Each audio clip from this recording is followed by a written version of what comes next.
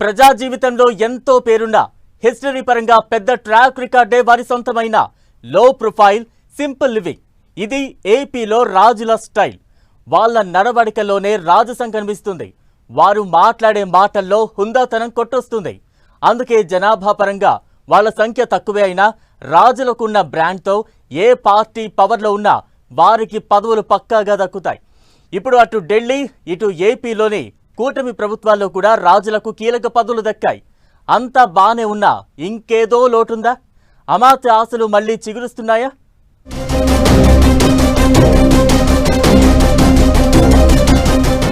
రాజులకు కేంద్ర రాష్ట్ర ప్రభుత్వాల్లో కీలక పదవులు. లేటెస్ట్గా గోవా గవర్నర్గా అశోక్ గజపతిరాజు అపాయింట్. కేంద్ర మంత్రిగా భూపతిరాజు, ఏపీ స్పీకర్గా రఘురామ. పిఠాపురం వర్మకు ఆ పోస్టు ఇస్తే ఇక అంతా హ్యాపీనా? రాజులు వెనకటి కాలంలో రాజ్యాలు నడిపించిన వారు ఇప్పుడు ప్రజాస్వామ్యం పరిడవిల్లుతున్న రోజుల్లోనూ తమకంటూ గుర్తింపు కలిగి ఉన్నారు. అలాంటి వాళ్లలో ఏపీ రాజులు చాలా స్పెషల్. ఏపీలో ఒక అగ్రకులంగా ఉన్న రాజులు కేంద్రం, రాష్ట్ర రాజకీయాల్లో క్రియాశీల పాత్ర పోషిస్తూ వస్తున్నారు. ఇలా పేరు తెచ్చుకున్న ప్రముఖుల్లో అశోక్ గజపతిరాజు ఒకరు. విజయనగరం రాజుల వారసుడిగా, టీడీపీ సీనియర్ లీడర్గా ఉత్తరాంధ్రలో ఎంతో పేరున్న అశోక్ గజపతిరాజు తన పొలిటికల్ కెరీర్లో ఎన్నో పదవులు చేపట్టారు. కేంద్ర మంత్రిగా, ఎంపీగా పనిచేసిన ఆయన గత ఎన్నికల్లో తన కూతురును బరిలోకి దింపి ఎమ్మెల్యేగా గెలిపించుకున్నారు.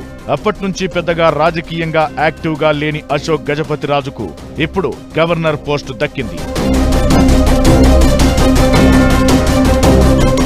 ఇక పిఠాపురం నుంచి గెలిచిన బీజేపీ ఎంపీ శ్రీనివాస వర్మకు కేంద్రంలో మంత్రి పదవి దక్కింది. దాంతో ఏపీలో టీడీపీ కూటమి ఆ సామాజిక వర్గాన్ని పక్కనబెట్టి రాష్ట్ర మంత్రివర్గాన్ని ఏర్పాటు చేసింది. దాంతో టీడీపీలో ఉన్న క్షత్రియులతో పాటు బయటవారు కూడా ఒకంత విస్మయానికి గురయ్యారు.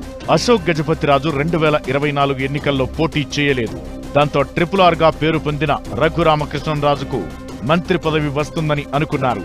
కానీ ఆయనకు ఆ పదవి దక్కలేదు. కానీ కేబినెట్ ర్యాంక్ తో కూడిన డిప్యూటీ స్పీకర్ పదవిని ఇచ్చారు. అయితే ఇప్పటికీ రాజులకిచ్చిన పదవులతో బానే బ్యాలెన్స్ చేశారన్న టాక్ ఉంది. అయితే కేంద్రంలో టాప్ పోర్ట్ఫోలియోస్ నిర్వహించిన అశోక్ గజపతిరాజును ఏదైనా పెద్ద రాష్ట్రానికి గవర్నర్ గా పంపి ఉంటే బాగుండేదన్న చర్చ కూడా ఉంది. మరోవైపు రఘురామకు డిప్యూటీ స్పీకర్ అయినా, అశోక్ గజపతిరాజుకు గవర్నర్ పదవైనా రెండూ రాజ్యాంగబద్ధమైన పదవులే. దాంతో మంత్రి పదవి ఉంటే ఎంతో కొంత మేలు జరిగేది కదా అన్న భావనలో కూడా రాజులు ఉన్నారట. అయితే గతం కంటే క్షత్రియ సమాజం కూటమిలో దక్కిన పదవుల విషయంలో హ్యాపీగానే ఉందట.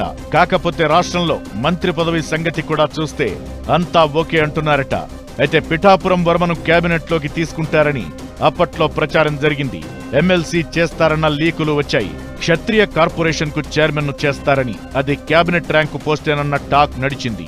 అయితే ఇప్పుడొస్తున్న కొత్త డిమాండ్ తో పిఠాపురం వర్మతో పాటు మరికొందరి పేర్లు క్షత్రియ సామాజిక వర్గం నుంచి అమాత్య రేసులో వినిపిస్తున్నాయి. ఉమ్మడి ఏపీలో అయినా, విభజన తరువాత నవ్యాంధ్రలో అయినా రాజులకు మంత్రి పదవులు ఖచ్చితంగా దక్కేవి. 2014లో కేంద్రంలో అశోక్ గజపతిరాజు మంత్రిగా ఉన్నారు.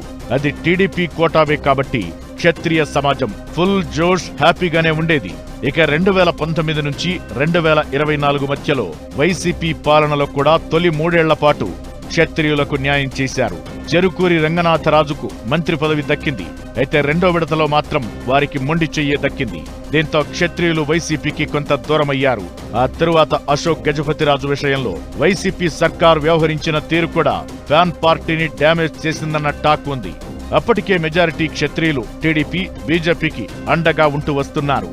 ఇక 2024 ఎన్నికల్లో వన్ సైడ్ అన్నట్లుగా క్షత్రియ సమాజం కూటమి వైపు మొగ్గు చూపిందని చెబుతారు. దాని ఫలితంగా చాలా మంది ఆ సామాజిక వర్గం నుంచి గెలిచారు. పైగా ఉన్నత పదవులు పొందారు. ఇక రాష్ట్రంలో మంత్రి పదవి ఒక్కటే మిగిలి ఉందంటున్నారు. స్టేట్ కేబినెట్ లో అడుగుపెట్టే ఆ రాజు ఎవరో చూడాలి మరి.